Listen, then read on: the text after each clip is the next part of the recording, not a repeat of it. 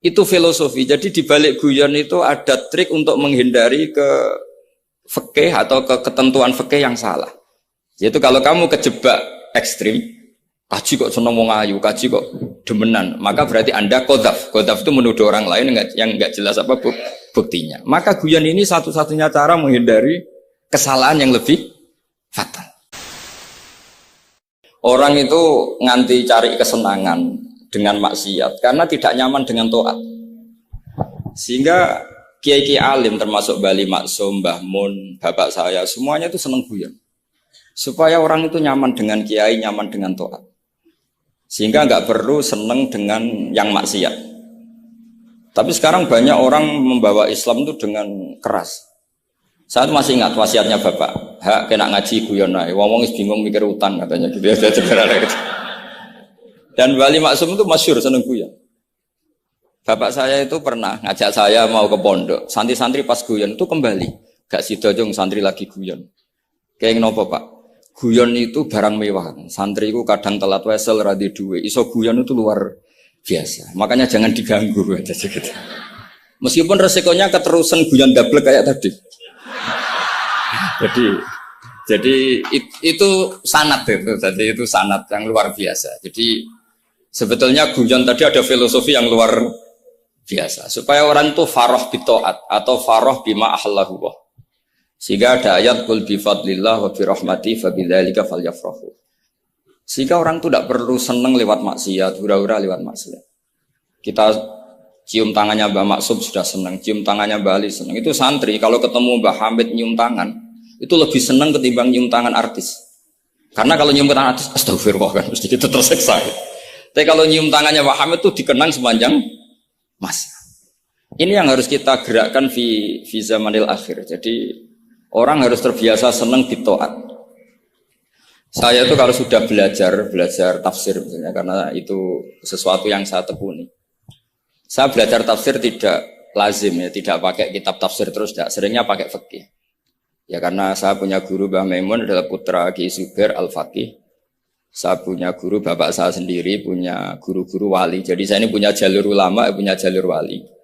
Sehingga kemungkinannya saya itu kalau nggak ulama ya wali atau gaduh-gaduh nggak jelas itu karena saking banyaknya. Dalam ilmu yang diajarkan Mbah Mun, diajarkan tentu beliau punya sanad ke Said Alawi sampai Rasulullah atau lewat Mbah Karim, Mbah Hashim juga sampai Rasulullah. Yang jelas gak lewat duta besar karena ini mengkotek itu. Itu bahaya kalau sanad lewat apa? Duta besar. Sanadnya begini.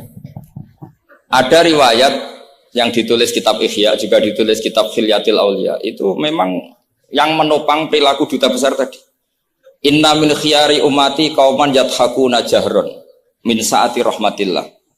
Itu dalam kitab Khilyatul Auliya redaksinya malah inna min khiyari umati fi ma nabba'ani al-mala'ul a'la. Qauman yadhakuna jahron min saati rahmatillah. Jadi termasuk umat-umatku yang pilihan adalah itu komunitas kaum yang kalau guyu itu banter-banter itu. Sehingga saya khawatir duta besar tadi ngakak-ngakak gitu apa bagian dari kewaliannya ya gitu. Karena disebut khiyarul ummah, umat-umat apa? Pilihan. Meskipun kayaknya enggak juga, tapi ini cerita saja kan. Jadi inna min khiyari ummati fi ma nabba'ani al-malul a'la qauman yadhakuna jahran min saati rahmatillah. Lalu saya mikir kenapa itu jadi khiyarul ummah? Bali itu masyhur seneng guyon. Mbah Mun ya masyhur seneng guyon. Bapak saya seneng guyon. Saya dulu itu iskal, ada kaji itu terkenal agak punya will itu. Ya agak maksiat agak ceritanya. Ini agak katut juta besar tadi, makanya saya ngomong perempuan.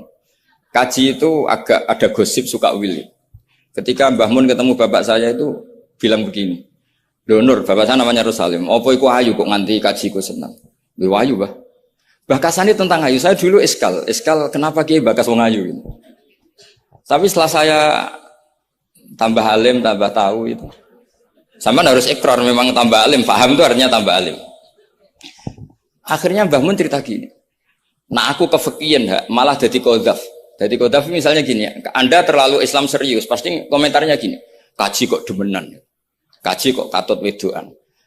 Serius tapi akhirnya menabrak satu aturan yang dilarang Allah Subhanahu wa taala. Itu kalau kamu menuduh zina jadi qadzaf, kalau kamu bilang kaji kok katut wedok jadi suudzon. Maka bahasan yang netral adalah lo ayu no kok nganti katut. Ayu bah, iya ya wajar. Wong ya mesti katut wong ayu.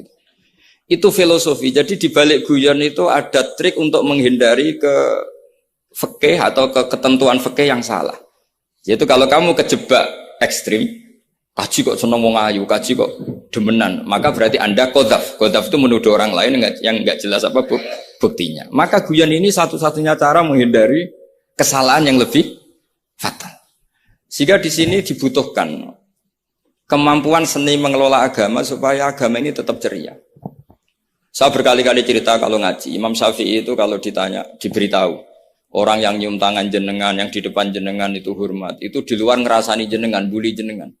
Jawabnya Imam Syafi'i itu tertawa-tawa. Baguslah, berarti saya wibawa. Di depan saya buktinya tidak berani. Gitu. Jadi enteng saja. Dijawab enteng saja. Baguslah, berarti saya wibawa. Nyatanya di depan saya tidak berani. Tapi banyak orang membenci jenengan karena fikih jenengan.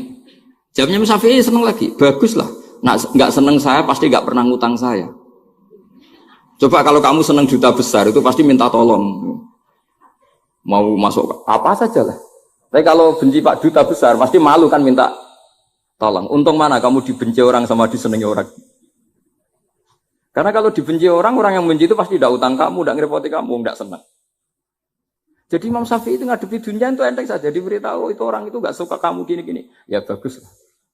Sehingga beliau ngendikan terkenal sekali. Waman asa'a ilaika faqad atlaqaka. Orang yang berbuat buruk sama kamu berarti membebaskan kamu. Karena orang ini pasti nggak akan ngerepoti kamu. Jadi ulama-ulama dulu ciri khasnya adalah ar-ridho anillah. Melihat apa saja itu sudah ridho. Dan ridho itu ekspresi paling gampang ya ceria, seneng.